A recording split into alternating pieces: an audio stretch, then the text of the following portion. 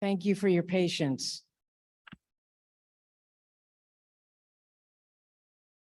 We were having some technical issues, so welcome everybody to the 2022 Society of Counseling Psychology, Division 17 business meeting. I call the meeting to order. Our first order of business is to approve the annual meeting, the annual meeting minutes with Heidi Zetzer as secretary. We make a motion to.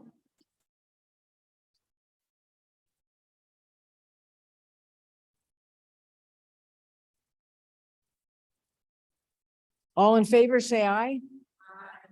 Thank you. I would also like to ask someone to move that we accept the treasurer's report.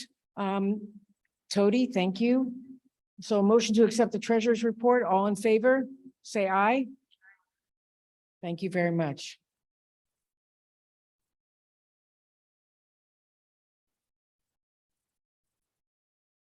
So we have three outstanding council representatives. Unfortunately, none of them could be here today. So they shared some slides with us, which I will briefly go over, and they will follow up with an email to the listserv so that all members are aware of some of the current issues affecting us or enacted on by the council. So first of all, graduate student member seats were supported on selected APA boards and committees. So that was voted by 75%, that motion. Also, the establishment of Psychology Week, the third week in April, that motion was passed by 98%.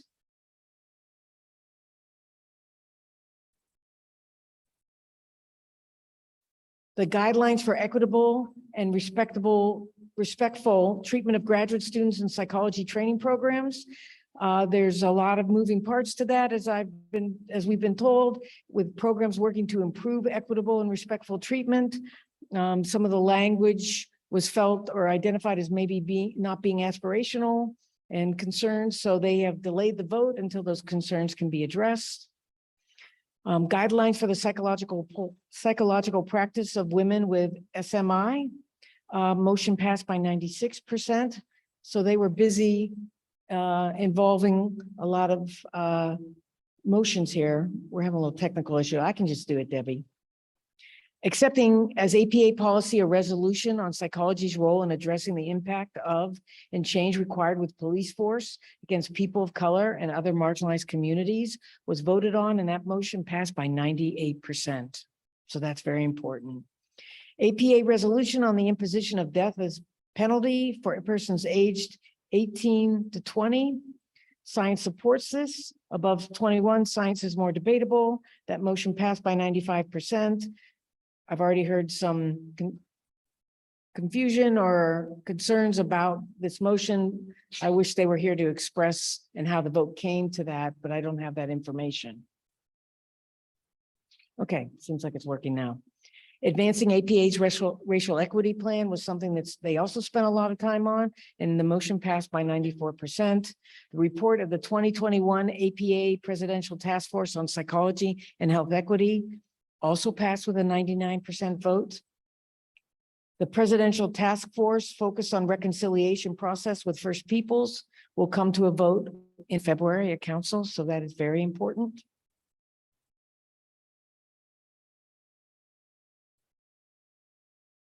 I did that actually. And then amendments to change the timing of elections.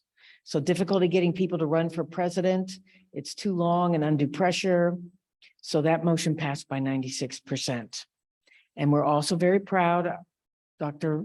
Rosie was here earlier. I think she might be gone, but she received the Raymond Fowler Award. So applaud.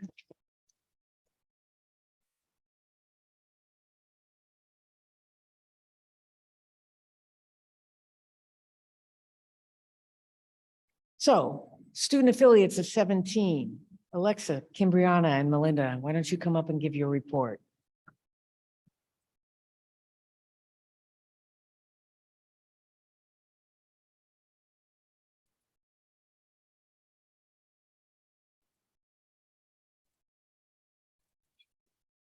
Hi, everyone. My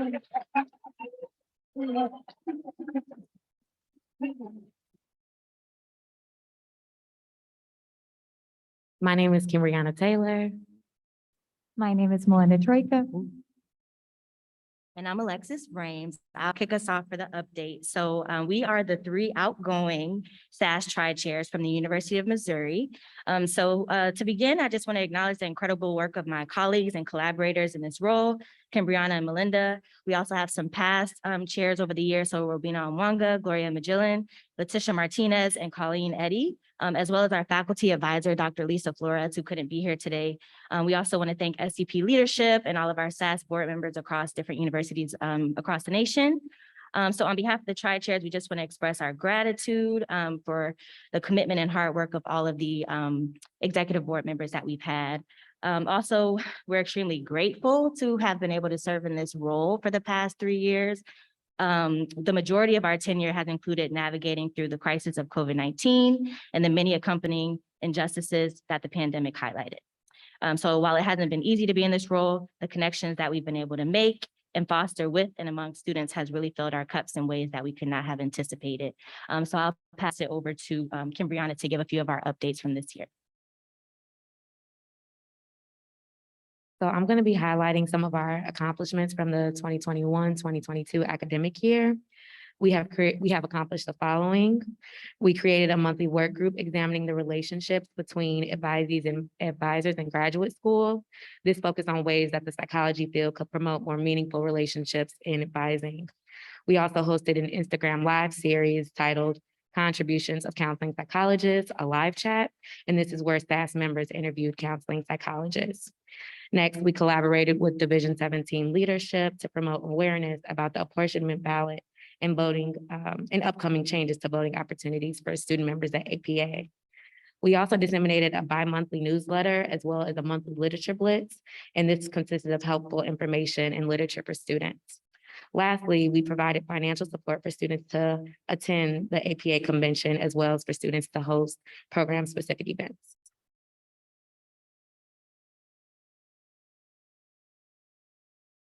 Yeah, so this list includes just a few highlights of the great things that our executive board has done this year, and we're truly grateful to be a part of such an amazing team of leaders. We sincerely thank everyone we've encountered for welcoming us into these professional spaces. As we've reached the end of our tenure as the SAS host institution, we would like to officially congratulate the University of Tennessee, Knoxville for being selected as the next host institution right after this meeting. They will begin a yeah.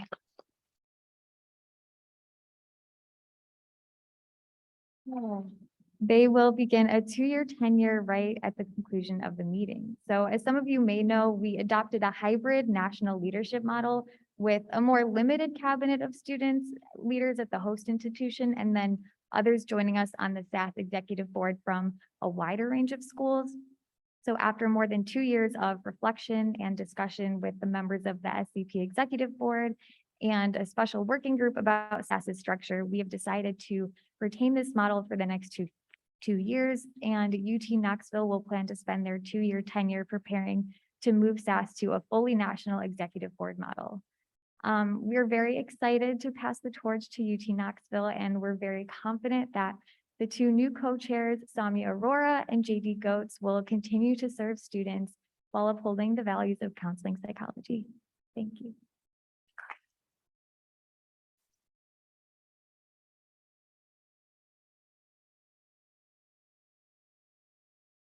Thank you to our amazing students.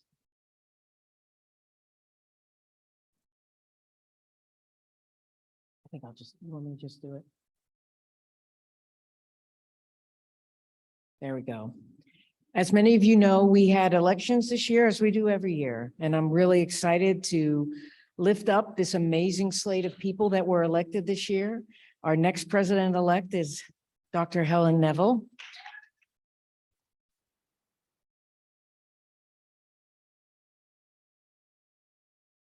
Mark Terachuk will be treasurer. Martinique Jones, VP for Communications, Gioni Lewis, VP for Education and Training, Jax Cheng for ECP Chair, M. Matsuno for ECP Chair-elect, Delisha Pittman, who I did see here for APA Council Rep, Sauma Aurora, new SAS Co-Chair, and JD Goetz, new SAS Co-Chair. Round of applause.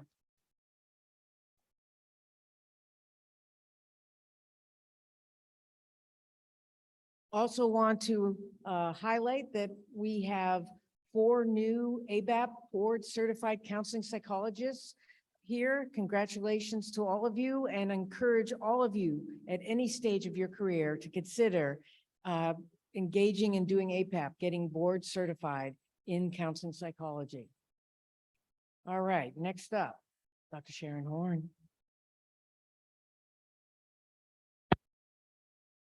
Thank you.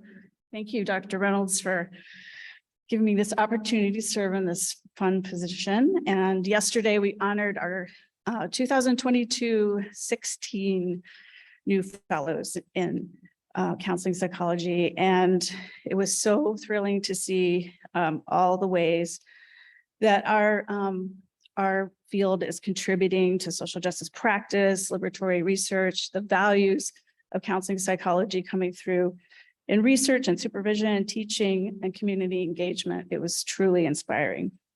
And now I'm thrilled to announce our next new fellows.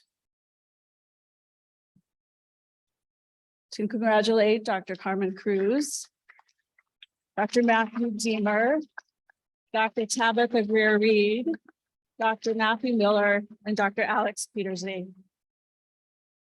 I also want to thank our wonderful Fellows Committee, in particular, our phenomenal past Fellows Chair, Dr. Elizabeth Holloway, and our incoming Fellows Chair-elect, Dr. Femina Varghese. And soon a call will be coming out, and I hope that you'll consider fellowship or encourage people you know to self-nominate or nominate others so that we can continue to honor the amazing work that's being done in our field and all of its great impact. Thank you.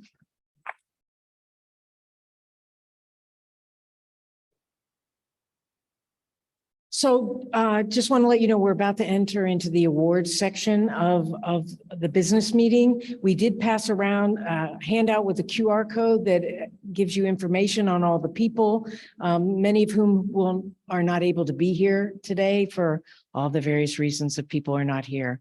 So, but to begin with, we're going to highlight best in practice address that was given today by Taisha Caldwell Harvey. And then the best in science address given by Lisa Flores. So congratulations to both of them.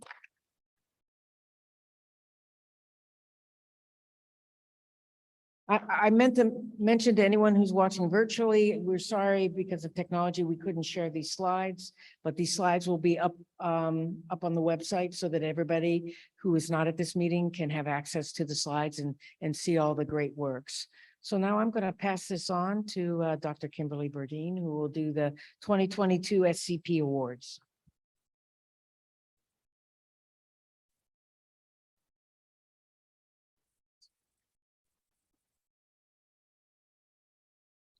Okay. First of all, I would just like to thank our committee. If anyone is here from the committee, raise your hand or make yourself known in some way, but we want to thank our committee who helped with Dr. Amy Reynolds' call to transform our process, which I'm going to talk about here in a little bit. This year, we took to build on the work of past chairs and expound on the vision of liberation and addressing anti-Black racism. All of the award recipients that we are going to acknowledge today and all of the nominees are exemplar in their work and commitment to scholarship and practice. This year, we were particularly interested in our awardees' service, not only to institutions, but also to the communities that we often do little to recognize the communities they serve. Pardon me. If any of you have been following the SCP Awards process, you'll likely notice some changes this year. One of which is that we are awarding multiple psychologists in some of the areas, in the categories, and some of our usual awards are not being given this year. If this piques your curiosity, it is likely because you know that there are tons of counseling psychologists doing incredible work that is significantly impacting our communities and the fields. Our committee recommended that we take this as an opportunity to shift our process. Who are we missing? Because they do not subscribe to the typical, to the traditional, the white traditional specifically, who's doing amazing work, but falls outside of what we know as academics, as scholars, and as people deeply involved in SCP. Many of us have had incredible mentors, and we come from long lineages of counseling psychologists, maybe even the people who developed some of these awards, developed the vision for them. So many don't have that. And so next year, as counseling psychologists, please consider who in your network is doing work to transform counseling psychology and nominate them. And thank you to each of the counseling psychologists who are going to be acknowledged today. We hope that you feel seen and further inspired in this work. Your accomplishments are too many to name. Your communities have been well served, and we are so fortunate to have you in counseling psychology. So from the committee to you, thank you in advance. I want to acknowledge our outgoing committee, the folks from 2019 through 2022. Well done, 3 years down. Thank you for the work that you have done. Our 2022 to 2023 committee, this was our big year. So thank you so much to all the folks who helped us in our process and participated in the process and reviewing these awards. There were so many great nominations. And so just thank you to the work that those folks have done. And then to our new crew from this year, first year down, well done, 2 more to go. And thank you for all the work that you did this year to help us nominate in our student awards.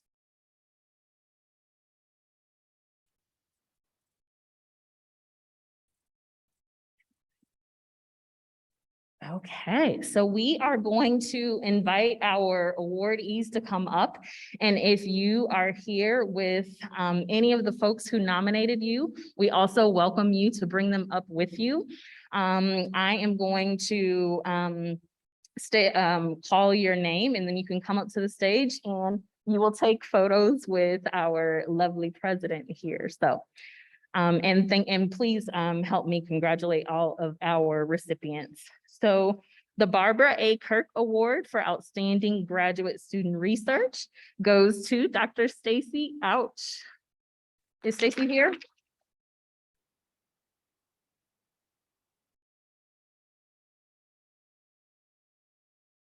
Awesome. Thank you for your contributions and all of the work that you are doing. Our next recipient is for the Donald E. Super Fellowship for the support of dissertation research on career development. We want to acknowledge Devin Washington.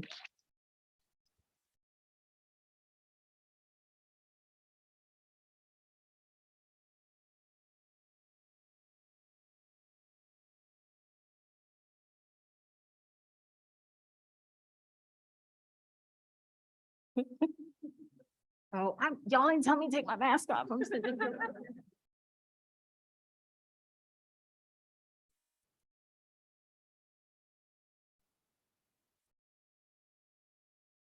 Congratulations, Devin.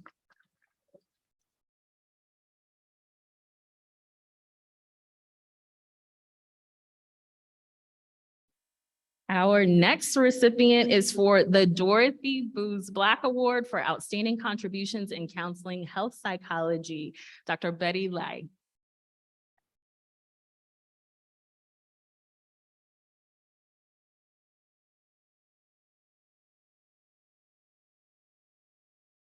We will thank you for those contributions. And our next award, and in this category, we have 2 awards that we're giving out, but it is for the Fritz and Lynn Cooter Early Career Award for Distinguished Scientific Contributions to Counseling Psychology. Our first recipient is Dr. Melanie Wilcox.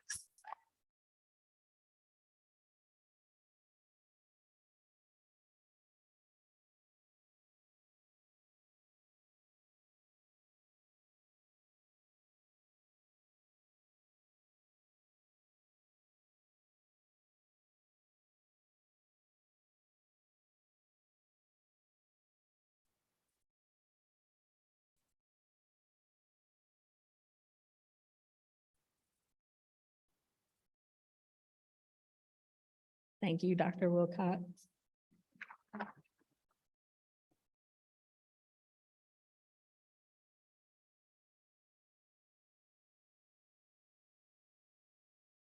Our next recipient for the Fritz Lynn Cooter Early Career Award for Distinguished Scientific Contributions to Counseling Psychology goes to Dr. Gioni Lewis.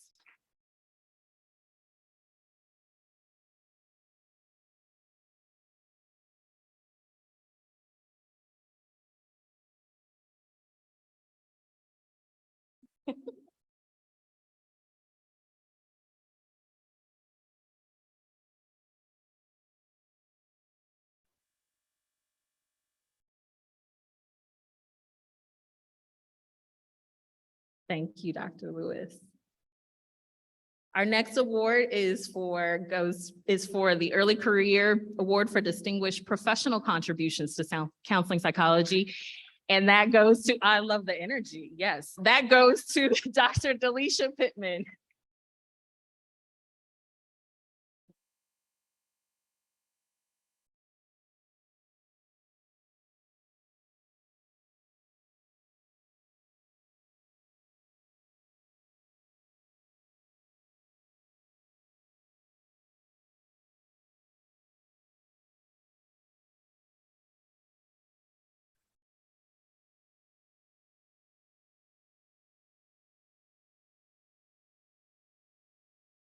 As you can tell, we have some incredible people, and this is why we could not award them. And the second award for early career, the Early Career Award for Distinguished Professional Contributions to Counseling Psychology goes to Dr. In Matsuno. Pardon me.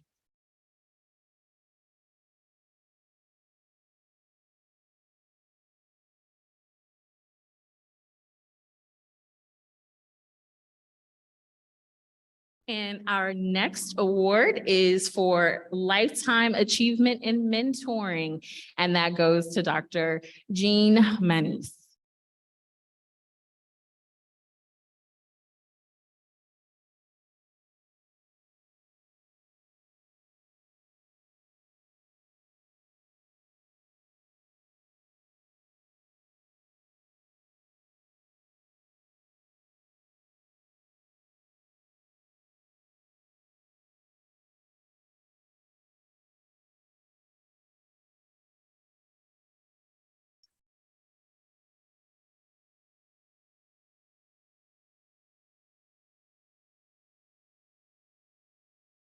Okay, and we have another category that has 2 outstanding recipients. The first for our Social Justice Award in Counseling Psychology goes to Dr. Jill Fish, pardon me.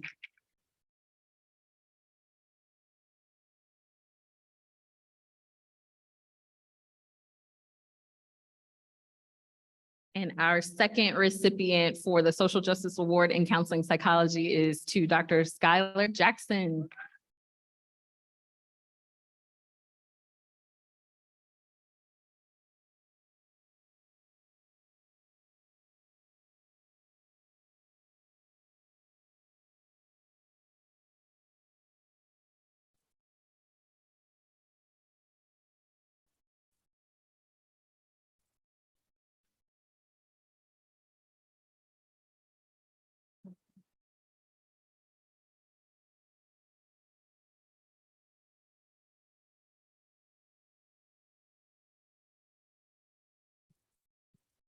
Hello, my name is Ji-Yun Lee. I'm a Leona Tyler Award co-chair. My co-chair, Dr. Donna Shertais, is the one being able to here for today. And I really thank to all Leona Tyler Award Committee.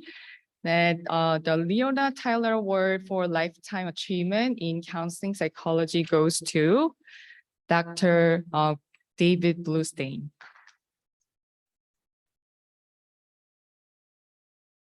Dr. David Bluestein is professor of counseling psychology at Boston College, where he has twice served as director of training at Boston College, University at Albany. He played an influential role on educator and mentor to numerous students.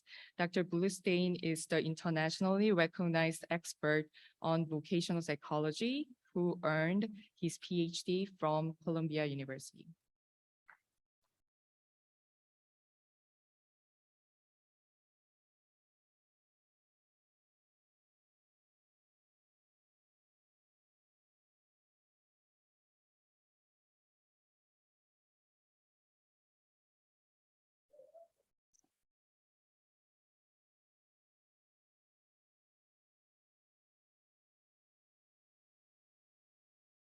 Next up are the Students of 17 Awards.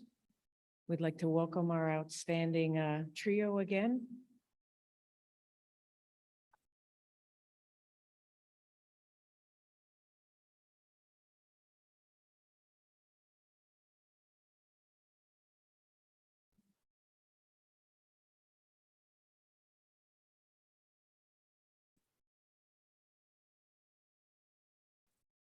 So now we'll be presenting the Sas Award.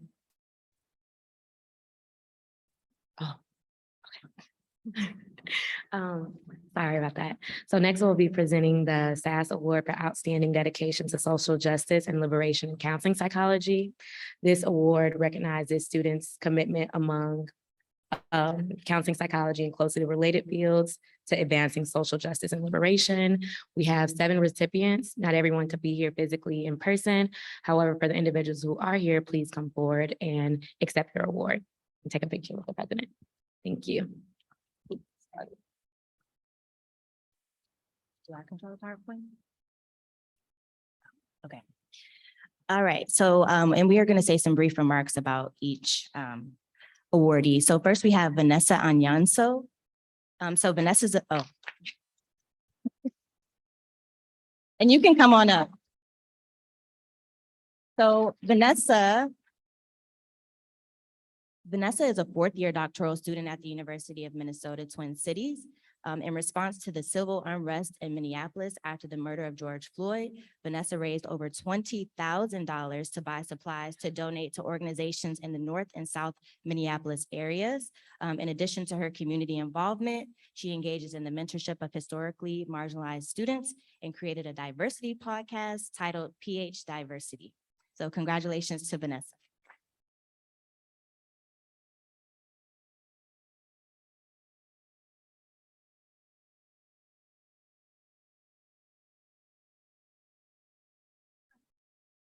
Next up, we have April Berry. April is a 5th-year doctoral candidate in the Combined Integrated Clinical and Counseling Psychology PhD program at the University of South Alabama. She is currently completing her doctoral internship at the University of Florida's Counseling and Wellness Center. Her social justice advocacy work is best exemplified by the development of a peer support program titled JAG Student Support Network Program. It's an outreach initiative tailored at destigmatizing mental health and reaching students who are underrepresented and marginalized within the campus community. April could not be here physically with us today, but congratulations, April.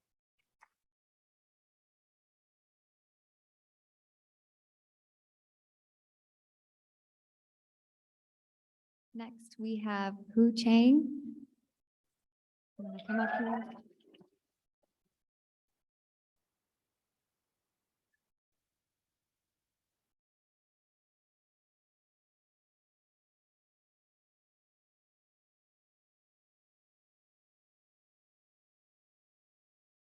who is from the University of Massachusetts, Boston, who created a podcast titled Overlooked Odyssey that focused on the concerns and needs of the BIPOC queer community. They also established a queer community support group on their campus along with one of their peers, who also previously served as an international ambassador for new and prospective students. Their research focuses on social justice themes of stereotype formation and victim blaming regarding political orientation and social influence on victims of political repression. Congratulations.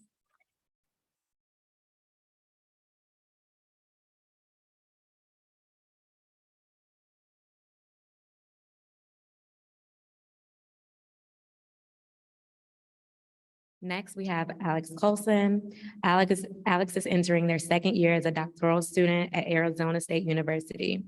One example of Alex's demonstration of their exceptional commitment to liberation is an event they coordinated this past spring at Arizona State titled Healing from the Gender Binary.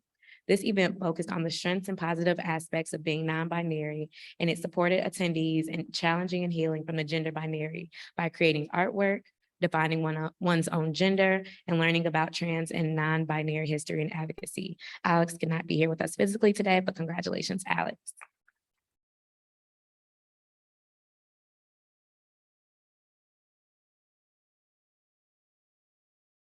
Next, we have Charisse Delvecchio. Charisse isn't here today, but we still want to congratulate her as well. She's from Springfield College. She's done valuable research on campus bias incidents and has demonstrated the need for bias incidents reporting teams. She's also designed and organized a remote social justice conference called Seat at the Table. This conference embodied liberation in several ways by remaining free, accessible, and avoiding gatekeeping in the proposal submission process. Sessions were conversation-based to promote connection and the co-construction of knowledge. Congratulations, Charisse.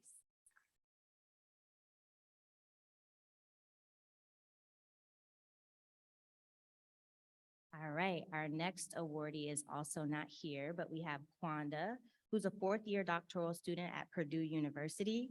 She's the co-founder for a nonprofit organization that seeks to support community-based organizations, provide mentorship to first-generation students, and utilize research-informed interventions. Also, she completed a graduate school grant for advancing social justice and diversity in graduate education, where she created a mentoring program for first-generation South African students to apply to Purdue. So congratulations to Kwanda.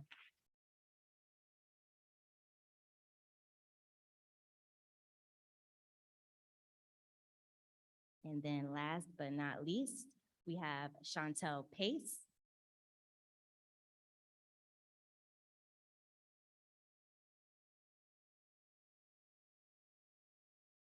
And Chantel is a third-year doctoral student at University of Georgia.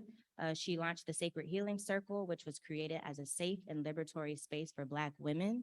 Chantel serves as the clinical coordinator at the UGA Counseling Center, and her clinical practice is rooted in multiculturalism, social justice, and a liberatory practice.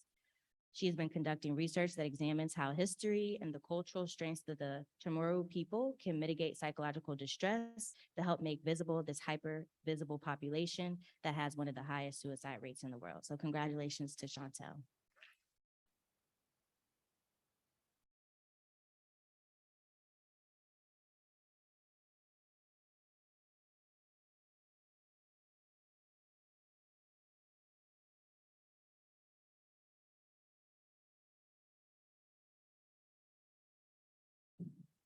Next up, Dr. Brian Kim will give the awards for the Counseling Psychologist Best Articles.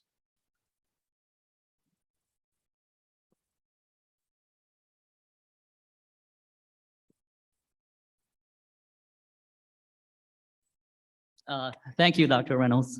Hi, everyone. Hope all of you are doing well. It's a pleasure for me to be here. There are two things as editor of TCP that I enjoy doing the most. One of which is to send the acceptance letter to an author for an article that they've worked very hard at and to have it finally published in TCP. The second most favorite thing that I like to do is to be here and honor the best paper awards that we have in TCP. And we have two paper awards that we present. One is the Best Student Paper Award, which is given to an article, the authors of an article whose first author was a student at the time of submission. The second award is for the best paper award, TCP Best Paper Award, which goes to authors whose papers, whose authors, the first author is a professional. So the person would have the PhD. Okay, so we'll start off with, oh, we have it there. Okay, we'll start off with the TCP Outstanding Paper Award. And for these awards, our committee comprised of 5 members. For the Outstanding Paper Award, we had 2 of my associate editors of TCP, a representative of the Journal of Counseling Psychology, and a student representative from the student affiliates of 17. So I want to send my thanks to those individuals who served on the committee. Oh, and myself, I was the 5th person. Okay. So I have a script here, so I should read this. I'm very pleased to announce the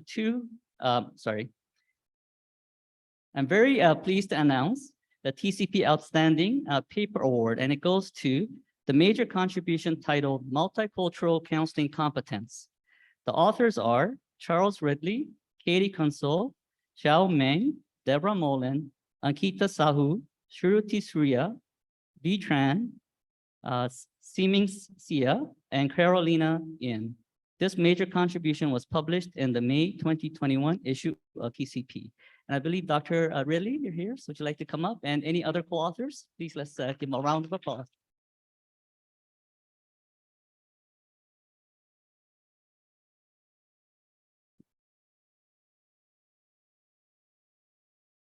And while they're taking the picture, so that you can get an idea about this major contribution, here are the titles of the articles in the major contribution. The first article was Rethinking Multicultural Counseling Competence, an introduction to the major contribution. Oh, Dr. Ridley, don't go yet. Okay. Second article is Multicultural Counseling Competence, a construct in search of operationalization. The process model of multicultural counseling competence. And fourth, a case using the process model of multicultural counseling competence. And I apologize if I'm breaking protocol, but could I invite Dr. Ridley to come up here and say a few words?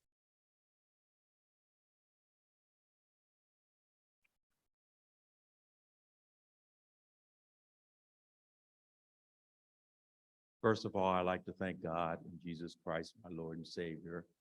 I'd like to thank the members of my research team. There are 8 current and former students that were involved in this project, 4 articles and a rejoiner. Dr. Ankita Sahu, stand up again. Sahu. She was my team leader, and she's just completed her first year as assistant professor in the program at Southern Illinois University. This project was not just a work of my own, but indeed the young people that I had the opportunity to mentor were an integral part of this. And then I'd like to thank my very best friend, Dr. Pearl Barner. Pearl, stand up. Good.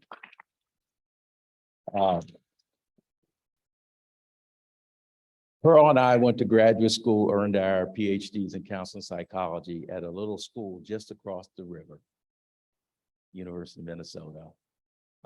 And just one thing I would like to say, I would challenge our field to think about more clearly what it means to be scientist practitioners. I did a study several years ago, and many of the websites of our programs indicate in one form or fashion that they endorse the scientist practitioner model. But when you dive deep into the literature, once it gets beyond the integration of science and practice, there's a cliff. So we need to figure out better ways to translate our ideas and concepts in meaningful ways that enable us to move beyond description, that is what we do, to how we do our business. Thank you very much.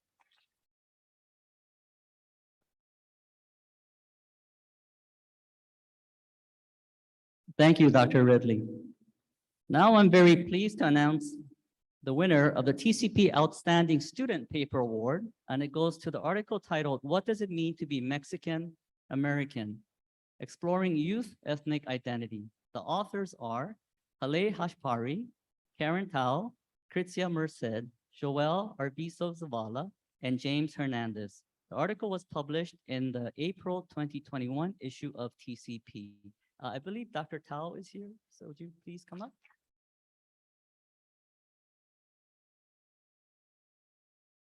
And while the picture is being taken, let me read you the article's abstract so you can get an idea of this article. Children's racial identity, for example, Black, white, and Indigenous, and ethnic identity, for example, Mexican, can influence psychological, social, and academic outcomes.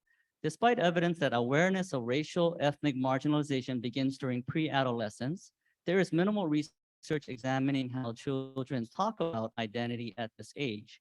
The purpose of this study was to examine how pre-adolescent Mexican-American youth conceptualize who they are. Specifically, we used the ethnic perspective taking ability interview protocol to explore how Mexican-American youth ages 9 to 11 years understand their ethnicity. Thematic analysis revealed 4 themes: self as other, self as invisible, self as a politicized being, and self as community. Participants discussed feeling out of place, often feeling excluded by whiteness, and needing to code switch. These experiences also were juxtaposed with a sense of ethnic pride and comfort. So congratulations. And Dr. Tao, would you like to come up and say a few words?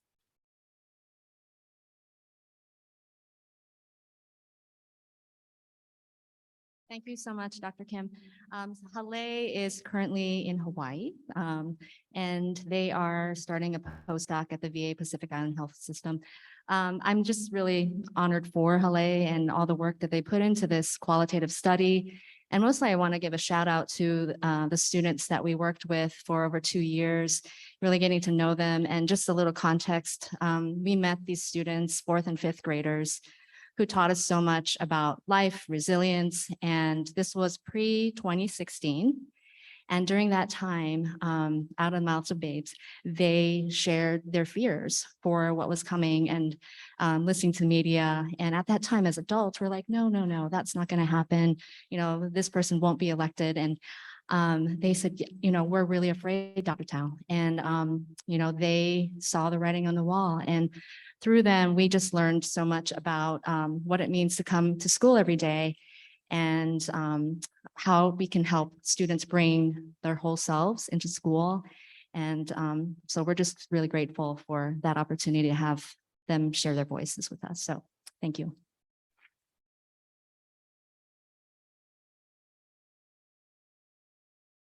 Thank you, Dr. Tao. And before I leave, could I just make a quick plug for TCP, the Counseling Psychologist, our journal. TCP is a vibrant journal, and it is only vibrant because of you. TCP can only exist if you submit your best work. And also, the health of the counseling psychologist is directly tied to the health of our society of counseling psychology. I was thrilled to see in the financial report that the royalties that we receive, mainly from TCP, I think it reached at $380,000 last year. When I took editorship, I think it was at about 300,000. So the amount of money that our society is earning from the journal is increasing. And this year, as of June, I think it surpassed 200,000. So we're at a pace of receiving over $400,000. Okay, but again, yeah, let's plot for the journal. Yes, this is your journal.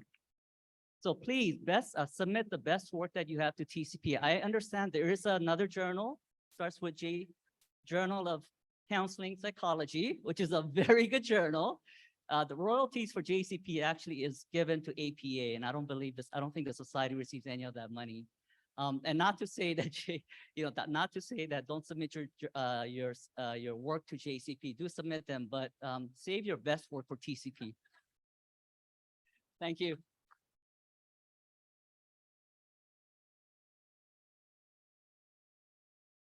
Very deft, Dr. Kim. So we also have awards for Journal of Prevention and Health Promotion, which is our new journal. And we're very excited about that. Sally was not able to be here, and I don't know if any of the authors are here, but Ji Zhao, Richard Lee, and Judy Ohm received it for evaluating the feasibility of the Incredible Years Attentive Parenting Program as universal prevention for racially diverse populations, published in 2021. And we're just now in the second volume of this journal. So congratulations. Any of those authors here? All right, well, congratulations.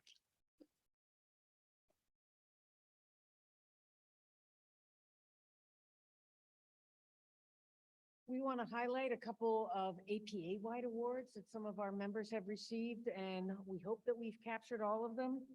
First of all, Bella Mosley, receiving the award for distinguished contributions to psychology in the public interest early career. Rosie Phillips Davis for the Raymond Fowler Award. Annalise Singh for the Raymond Fowler Award for outstanding contribution to the professional development of graduate students. And Paris Bellamy, the 2022 APA APAGS Award for Distinguished Graduate Student in Professional Psychology. Congratulations.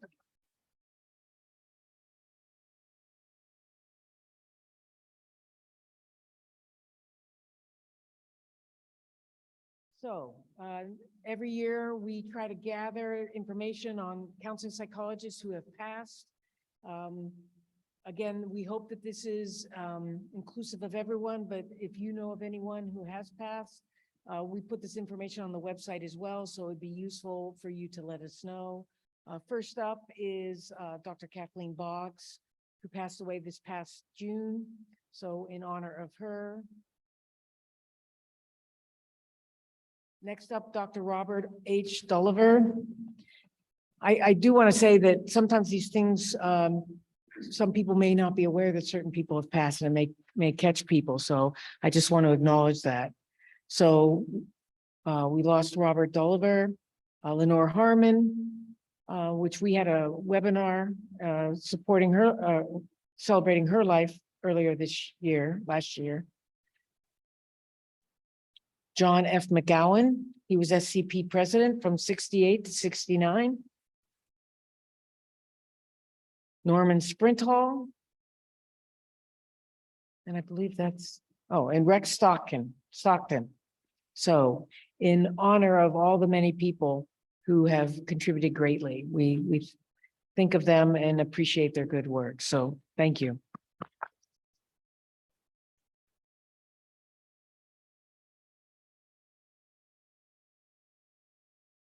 So this is it, Siobhan. I'm wrapping up. Then it's all you. So transforming counseling psychology through critical consciousness and radical change was my theme for this year. I don't need to read this. This was sort of the heart of what I was trying to accomplish this year, along with an amazing cabinet of Mary O'Leary Wiley, Siobhan Moore-Laban, as well as executive board and so many people. Out of that grew 3 initiatives, which have been really important to me personally, on transforming the curriculum and praxis, centering Indigenous people and perspectives in counseling psychology, as well as transforming SCP policy structures and practices through our work with the consultants, as well as the Everyday Reparations Work Group. There were also 2 very important task groups, transforming and strengthening SCP sections. I see Sarah Nolan, who's out here. I don't know if Shazneen was here. She was there. She is over there. She was on the committee, I think. We've been needing to work on and develop our sections and have some consistency and some strengthening and building the relationship with them and the executive board. And this committee has done great work in pulling this together, so much so, and they're so invested in this, they've decided to continue their work for another year so that they can further strengthen the sections. So I want to thank them and their good work to date. And then also embracing master's training issues. I don't think Kimberly Howard is here, but she led STIG, and they recommended to us that we make this a standing group in some way, because we've always been committed to master's level issues. APA is now getting on board, and we really need to be there, I think, in many ways, to be the conscience of APA, to ensure that master's students are treated with care and with respect, which is not always what has happened. and continues to happen. So thanks to both of these committees.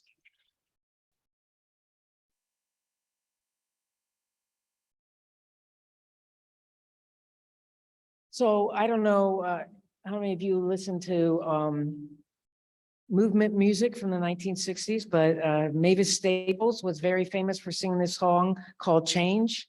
Got to change around here. Got to change around here. Can't go on this way.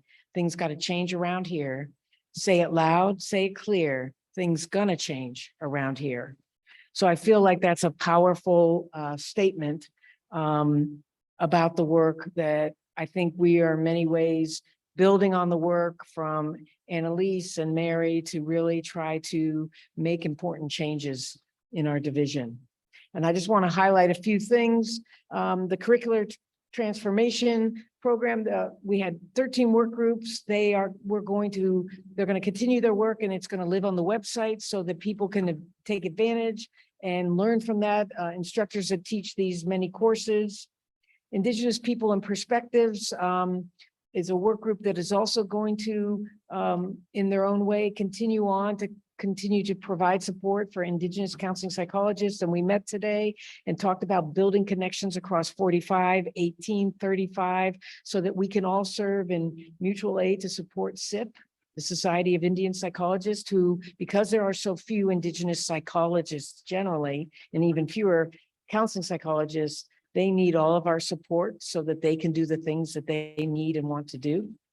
I don't think any of our consultants are here, but I just want to, from the bottom of my heart, want to thank Jernigan and Associates, Miriam Jernigan Noesi, Dr. Janet Helms, Carlton Green, for the intensive work that they have provided to us. They are working on a recommendation, implementation, and sustainability project and plan, and we will share that coming forward, and I think it's going to be exciting. We had a mid-year retreat with 5 work groups focused on priorities, dream building, membership and engagement, external influences, as well as advocacy. And it's our hope, and out of that retreat, a lot of what we discussed overlapped with what the consultants believe are our future directions for us. And then finally, the Everyday Reparations Work Group did some amazing things. For those who weren't here for my talk, if you have not seen the reparations webinar that is on our YouTube channel, I make it mandatory watching for all of you. You should all watch it. If you teach, you should show it in your classes. You should share it with everyone and anyone, because the powerful messages there provide a roadmap in many ways for us. So I want to thank you from the bottom of my heart, SCP. Our outgoing executive board, we want to thank you all. Annette Cluck is not here. She is ending her time as treasurer. We do want to thank Valine Whitaker, who is here as vice president for communications.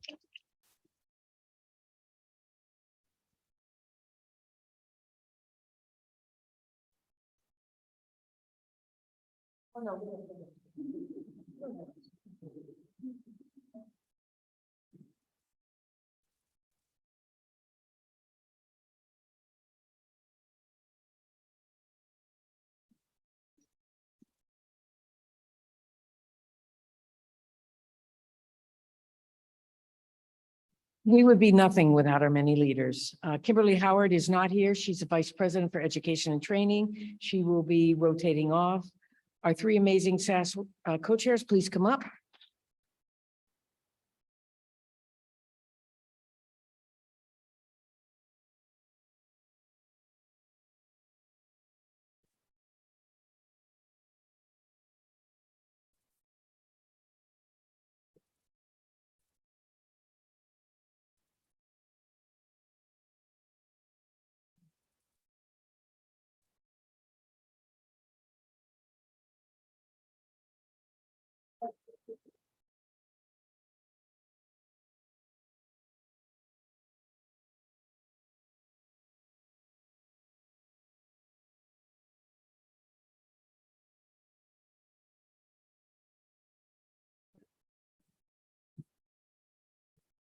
ECP Chair, Lisa Delarue. I don't think Lisa is here.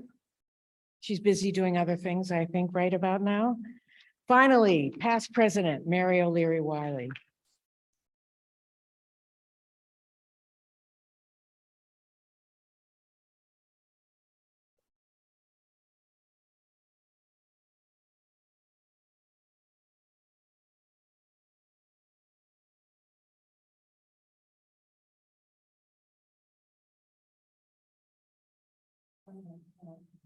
You know the drill.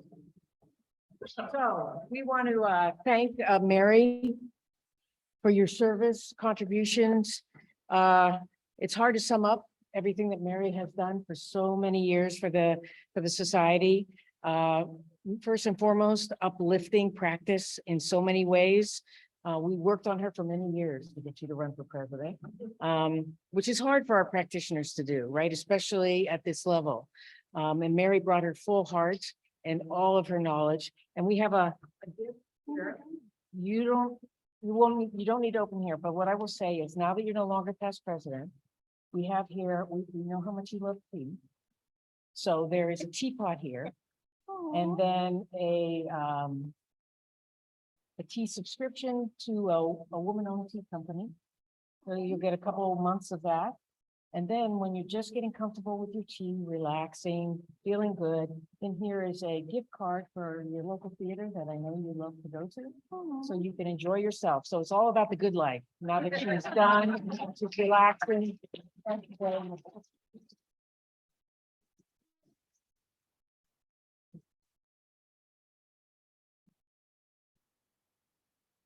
So many volunteers, so many people.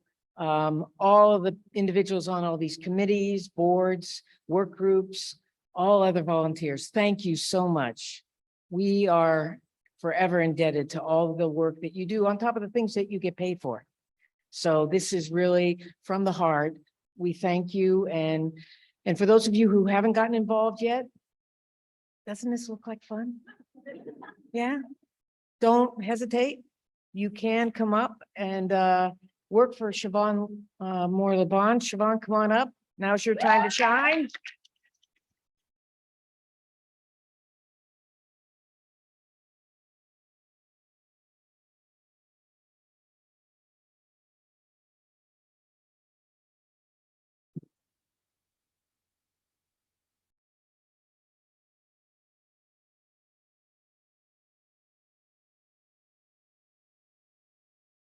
There we go.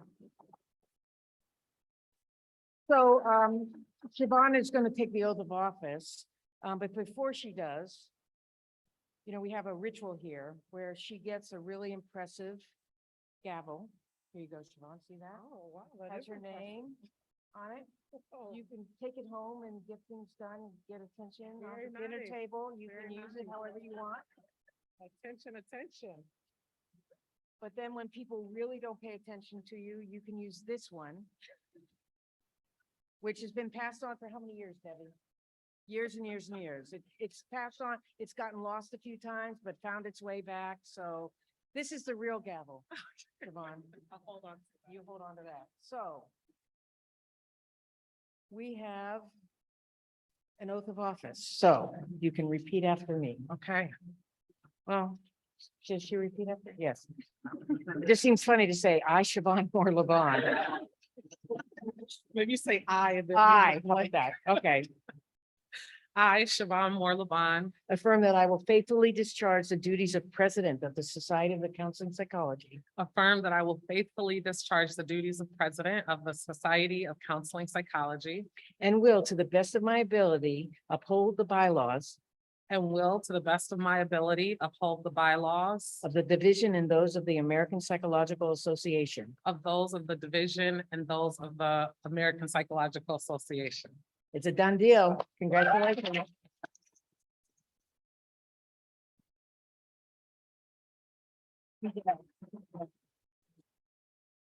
Thank you.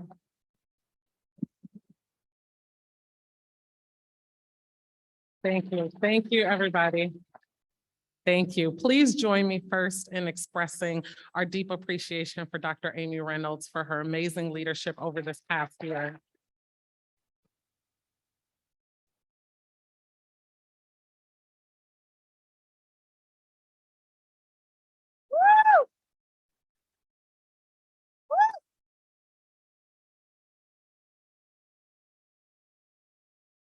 I can't tell you what a privilege it has been to be under Amy's leadership. Her kindness, her generosity, her strong spirit, her dedication to Society of Counseling Psychology, her focus on our transformation. It has truly, truly, truly been amazing to sit under you. I thank you. Okay. I'm gonna try to hold both of these.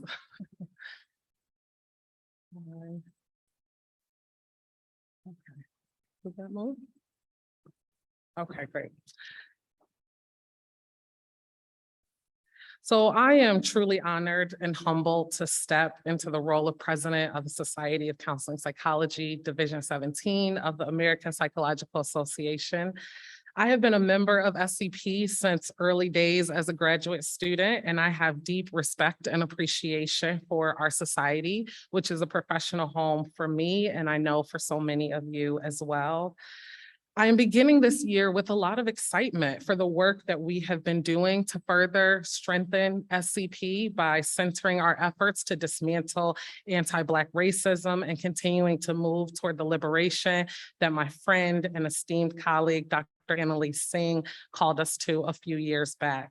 That call has been continued by Drs. Mary O'Leary Wiley and Dr. Amy Reynolds, as they have respectively led us in engagement and transformation over the past 2 years. I want to thank them and so many of our SCP leaders, past and present, for their leadership, their vision, and their commitment to the Society of Counseling Psychology that they display, and for all the work that they put in over the years to get us to where we are today. So can we just thank them?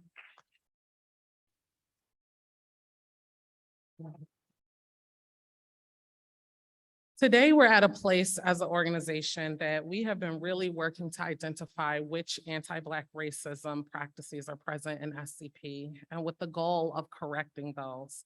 We have gained great wisdom, as you have already heard from our current consultation team, Jernigan and Associates, which was led by Dr. Marianne Jernigan-Noesi, Carlton Green, and Janet Helms. We are in a better position to understand the ways in which anti-Black racism has permeated our systems, and therefore we are in a better position to do something about it. As I begin the presidential year for SCP, I'd like to share a few questions that I have been wrestling with and that I would like us to explore together over the next year and beyond.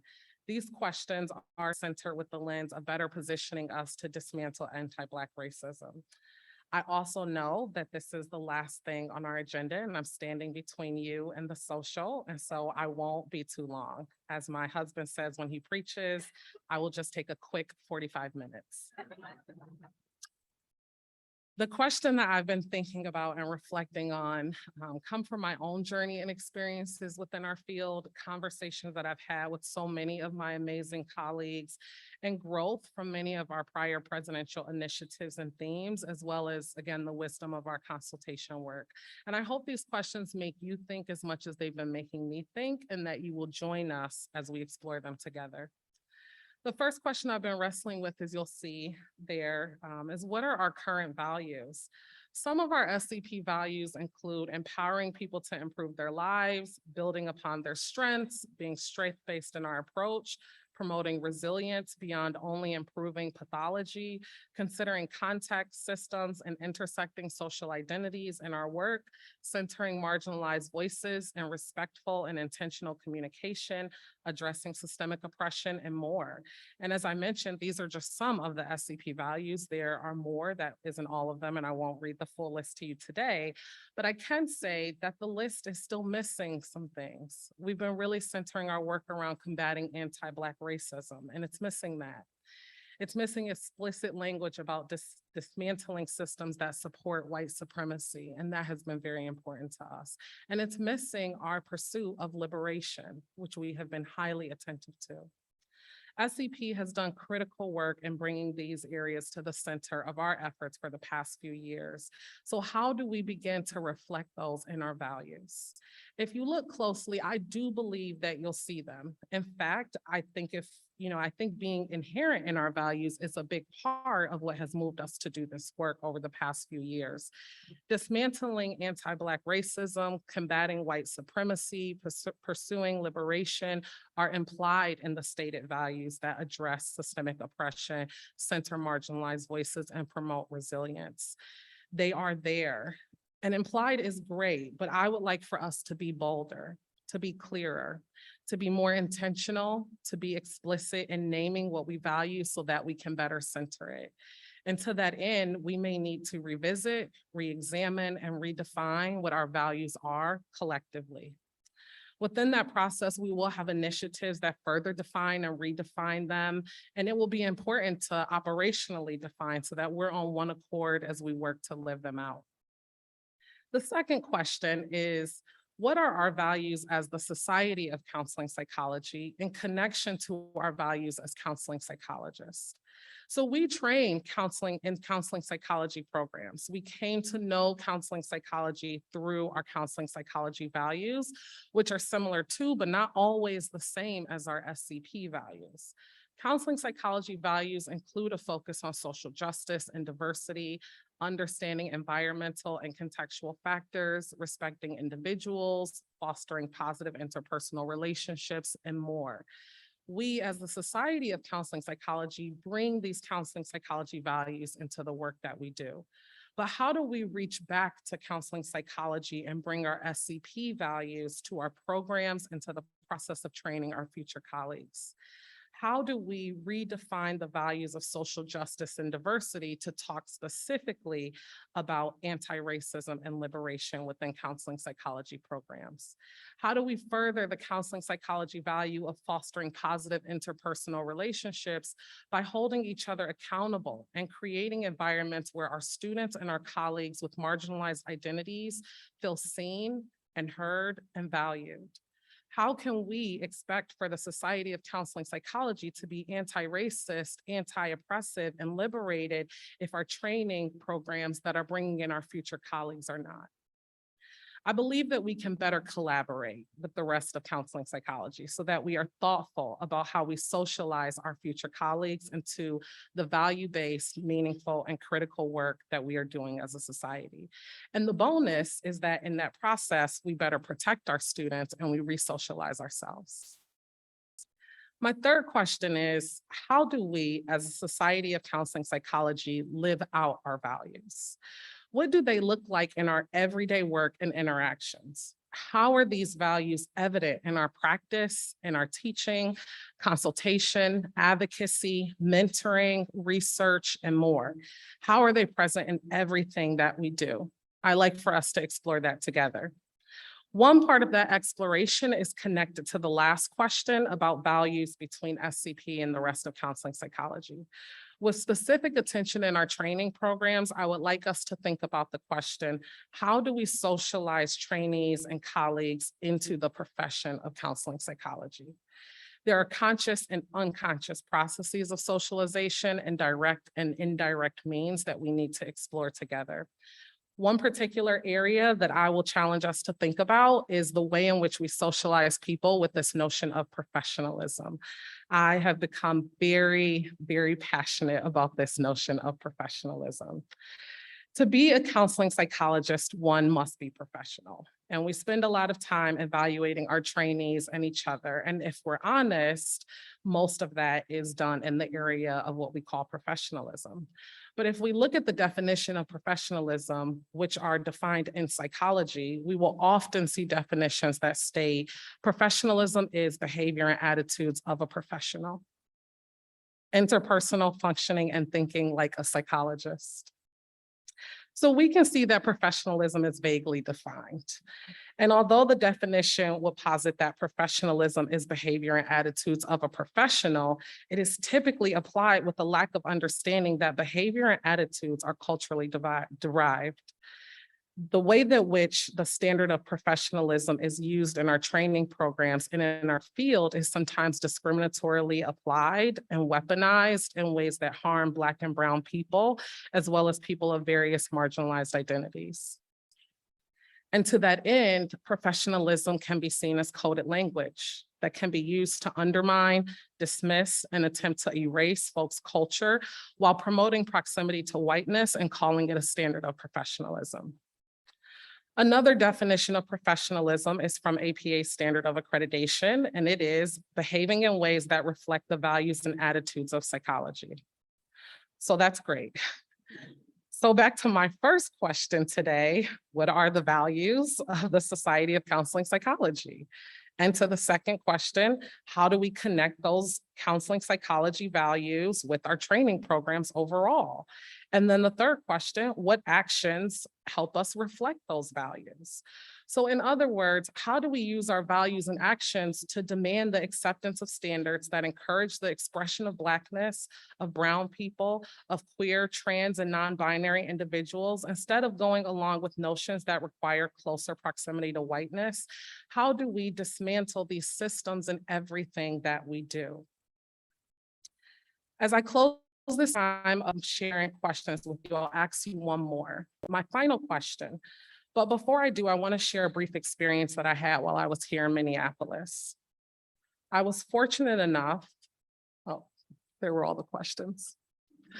I was fortunate enough to go to the George Floyd Memorial, which was in front of CUP, is still in front of CUP Foods, as well as the Say Their Name Memorial, which is just one block down from there. So if you still have time to go and you haven't, I really do encourage that.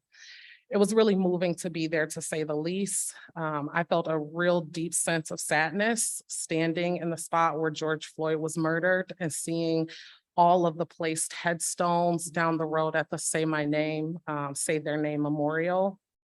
But I also felt a great sense of pride in a community that preserved something that they did not want to be forgotten.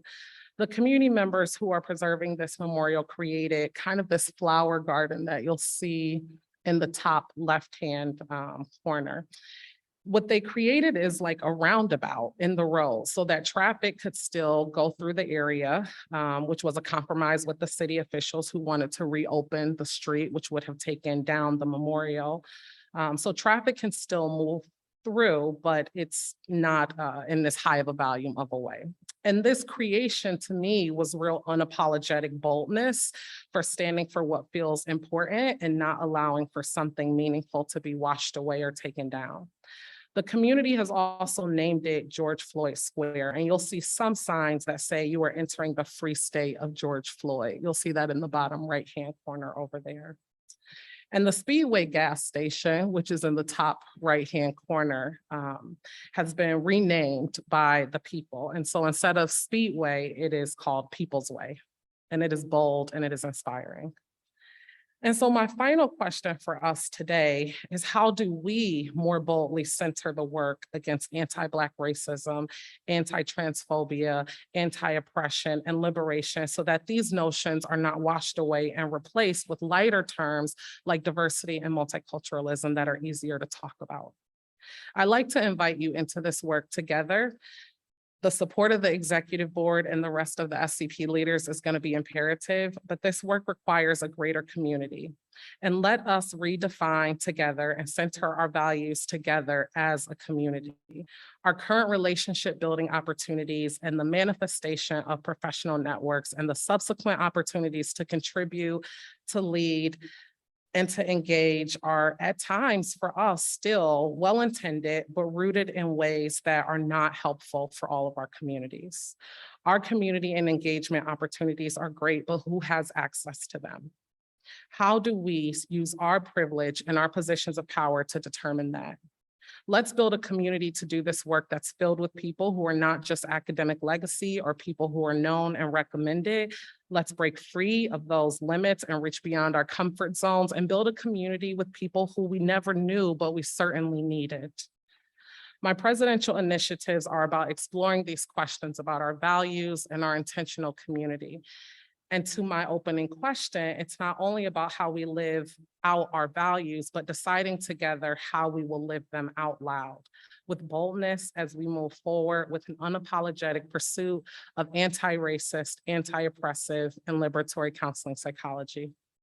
And so with that, I'm happy to begin my presidential year with the theme, Dismantling Anti-Black Racism with Unapologetic Boldness, Redefining Our Values and Living Them Out Loud.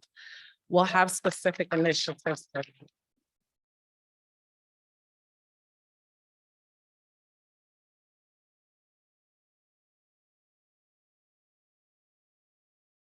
We'll have specific initiatives that we will develop together as a community, but I hope that this gives you a sense of where I hope to lead us in going. Thank you.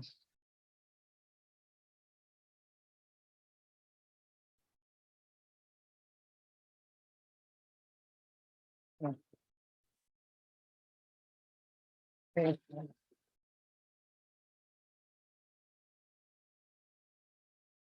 Okay, and so with that, we have come to the end of the business meeting. So I would like to get a motion to adjourn the 2022 annual business meeting of the Society of Counseling Psychology. I saw Candace in the back.